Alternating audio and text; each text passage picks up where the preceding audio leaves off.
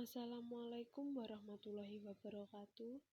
Di sini kami dari kelompok 8 ingin memaparkan materi dengan judul Etika Bisnis dalam Lingkup Organisasi Bisnis dengan beranggotakan kelompok 1.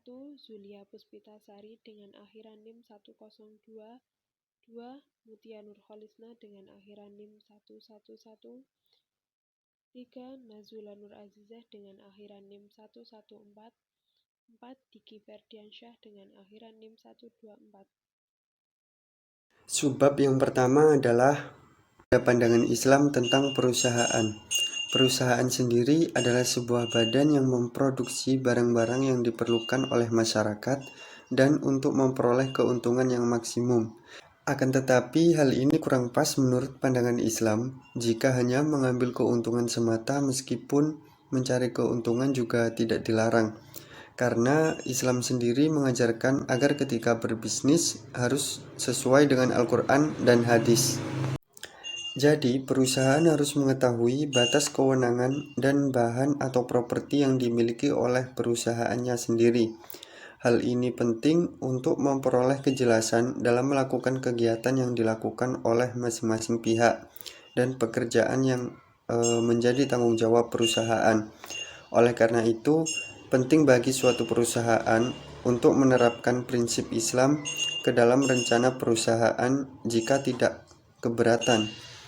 Karena dengan adanya prinsip Islam akan membuat nilai tambah tersendiri bagi perusahaan. B. Etika yang mengatur hubungan manajer dan karyawan. Etika dibutuhkan dalam kerja atau bisnis ketika manusia mulai menyadari bahwa kemajuan di bidang bisnis telah menyebabkan manusia semakin tersisih dari nilai-nilai kemanusiaannya. Dalam persaingan bisnis yang ketat, perusahaan yang unggul bukan hanya perusahaan yang memiliki kriteria bisnis manajerial yang baik, melainkan juga perusahaan yang mempunyai etika kerja yang baik.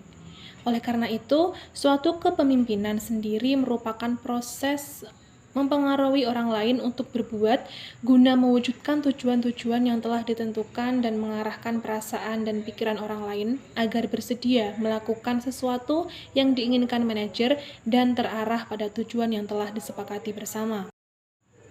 Seorang manajer harus menerapkan etika antara akhlak dan moral secara bersamaan kepada karyawannya, karena akhlak dan moral mengacu pada ajaran atau gambaran tentang perubahan, tingkah laku dan sifat yang merupakan prinsip atau aturan hidup manusia untuk mengukur martabat dan harkat kemanusiaannya, yang mana dapat diartikan selain etika moral dan akhlak yang mengatur hubungan seorang manajer kepada karyawannya adalah yang pertama, manajer harus menjelaskan arti baik atau buruk dalam bekerja. Kedua, manajer harus menerangkan apa yang seharusnya dilakukan sesuai pekerjaan. Ketiga, manajer harus menunjukkan tujuan perusahaan dan jalan yang harus dituju. Dengan demikian dapat disimpulkan bahwa etika adalah seperangkat nilai yang merupakan hasil gagasan manusia mengenai tata aturan yang berkaitan dengan perilaku manusia dan menjadi layak, wajar sehingga bisa diterima suatu komunitas pada ruang dan waktu tertentu. C. Etika Islam tentang hak-hak karyawan seperti gaji, kesehatan, keamanan, dan kenyamanan. Hak karyawan adalah salah satu aspek yang harus diperhatikan oleh perusahaan. Hak pekerja merupakan salah satu prinsip keadilan dalam hukum ketenaga kerjaan. Dalam hal ini, keadilan menuntut agar semua pekerja diperlakukan sesuai dengan haknya masing-masing. Mereka tidak boleh dirugikan dan harus diperlakukan sama tanpa diskriminasi yang tidak rasional. Jadi dalam kehidupan bermasyarakat, disadari atau tidak bahwa manusia selalu berhubungan antara satu dengan yang lainnya guna memenuhi kebutuhan hidupnya. Dan oleh karena itu, manusia cenderung untuk selalu berusaha mencapai kualitas hidup yang lebih baik, dan salah satunya dengan bekerja. Dari bekerjalah manusia memperoleh pendapatan yang dapat digunakan untuk memenuhi kebutuhan sehari-hari dan hak-hak dalam bekerja. Upah menurut Islam adalah imbalan yang diterima seseorang atas pekerjaannya dalam bentuk imbalan materi di dunia secara adil dan layak, dan dalam bentuk imbalan pahala di akhirat, imbalan yang lebih baik. Sedangkan hak kesehatan karyawan adalah usaha untuk menjaga buruh dari kejadian atau keadaan yang tidak diinginkan. Jadi, dalam menetapkan jumlah upah yang adil bagi seorang buruh bukan suatu pekerjaan yang mudah, karena upah ditetapkan dengan suatu cara yang mana masing-masing pihak memperoleh upah sesuai dengan kinerjanya tanpa bersikap zalim terhadap yang lainnya.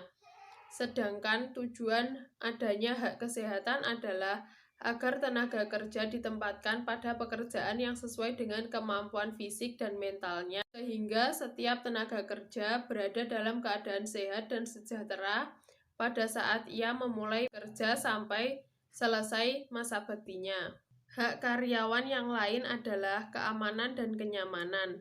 Keamanan sendiri harus berlaku di setiap semua tempat kerja guna melindungi para pekerja dari kecelakaan agar tercapai peningkatan produktivitas perusahaan. Sedangkan kenyamanan biasanya semua tergantung dengan gaji, keamanan, fasilitas, dan jaminan kesehatan.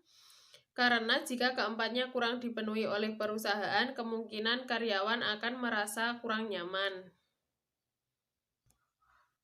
Jadi, hak keamanan yang diberikan perusahaan bukan hanya pada keselamatan raga, tetapi juga mengatur keselamatan yang bersifat abstrak, seperti kesehatan akal karyawan, karena jika seorang karyawan tertekan dengan pekerjaannya, itu bisa membahayakan keselamatannya dan juga berimbas pada perusahaan, di mana ini berhubungan dengan kenyamanan dalam bekerja.